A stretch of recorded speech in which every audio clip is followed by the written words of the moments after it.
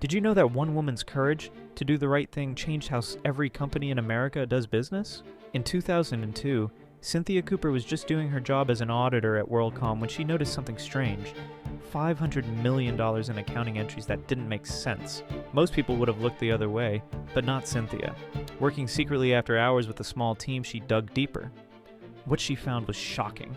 Company executives were hiding $3.8 billion in expenses to make the company look more profitable than it really was. When her own boss threatened her career and told her to stop investigating, Cynthia faced a choice: stay quiet and keep her job, or risk everything to expose the truth. She chose integrity. Her evidence triggered FBI raids and sent executives to prison. WorldCom went bankrupt, but Cynthia's courage led to new laws protecting investors. She became Time Magazine's Person of the Year and proved that doing the right thing, even when it's scary, can change the world.